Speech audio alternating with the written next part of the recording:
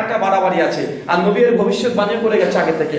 সুনান আবু দাউদ উঠিয়ে দেখেন কিতাবুত তাহরাতের 96 নম্বর হাদিস, আল্লাহ নবী বলছেন আমার উম্মত দুটো জিনিস নিয়ে গুলু করবে, বাড়াবাড়ি করবে। এক, আর দোয়া নিয়ে বাড়াবাড়ি করবে।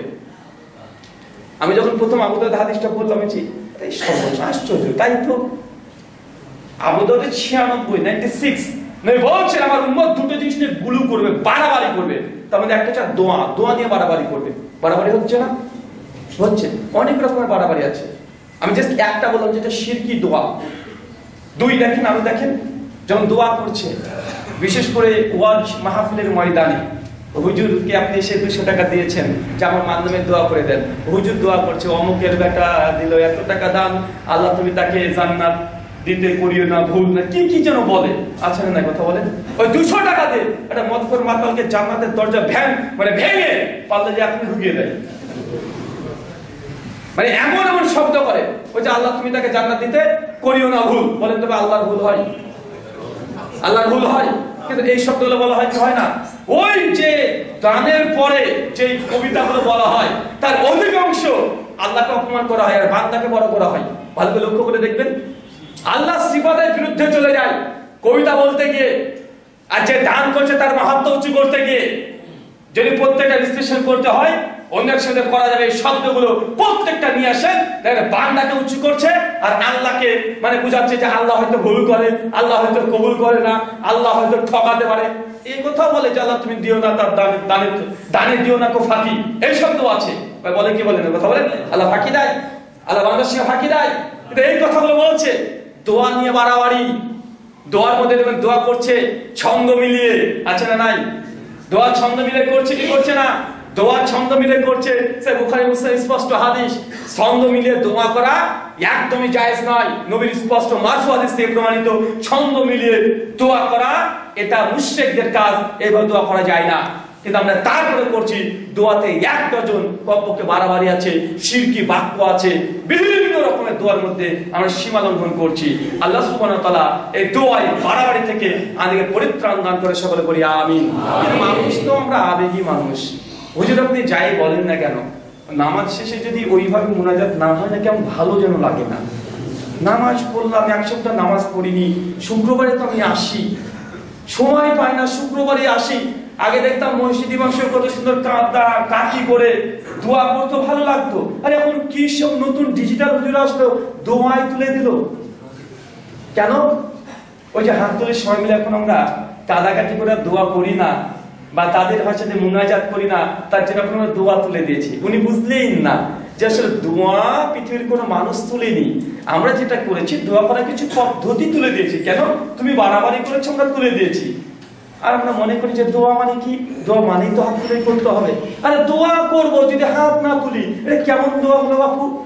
দোয়া করবো হাত তুলবো না, এটা হয় নাকি? আরে হাত না তুলে দোয়া হয় নাকি?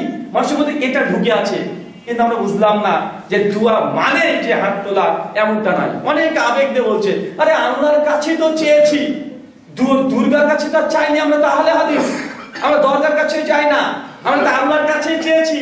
2 হাত তুলে চেয়েছি, পা তো আর তুলিনি, তো কেন নিষেধ করছে? আসলে দোয়া করার 3টে পদ্ধতি আছে। কয়টা পদ্ধতি? 3টে পদ্ধতি। কিছু কিছু দোয়া আছে যে আপনি নিজেই জিহ্বা নড়িয়ে নড়িয়ে পড়বেন, শব্দ করারও দরকার নেই, দোয়া হয়ে যাবে। এর জন্য ইমামকে ডাকার দরকার নেই, জামাতে শামিল হওয়ার প্রয়োজন নেই। যেমন মসজিদে ঢুকলাম আজকে আমরা সবাই, আমরা কি ইমাম সাহেবের জন্য অপেক্ষা করেছি? কথা বলেন, অপেক্ষা করেছি?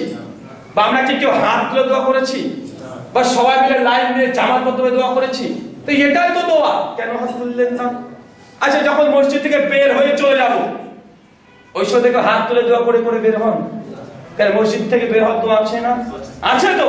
ইমাম কি গিয়ে আগে রাস্তাতে দাঁড়িয়ে থাকে যে আপনার সবাই লাইন দিয়ে দাঁড়ান, তখন আমি মসজিদ বের হওয়ার দোয়াটাকে পড়বো? কি এমন কিছু বলে?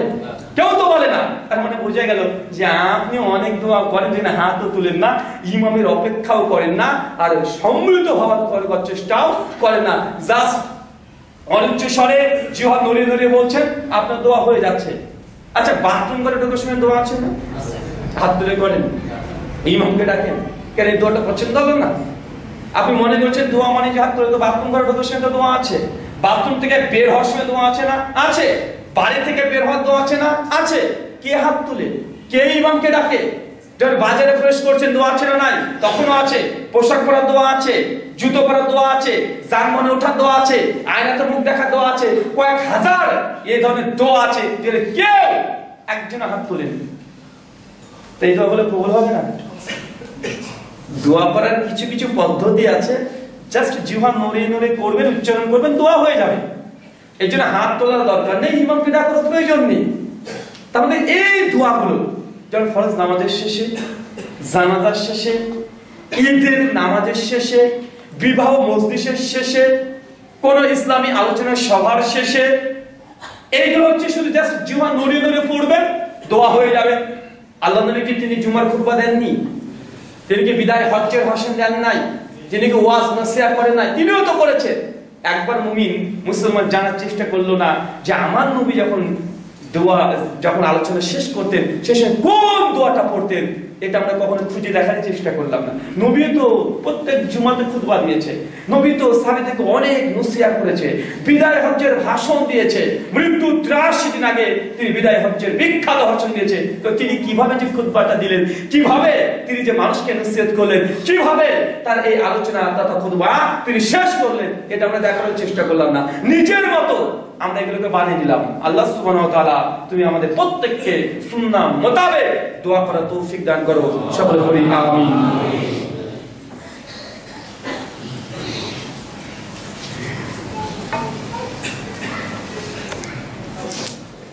আলহামদুলিল্লাহ।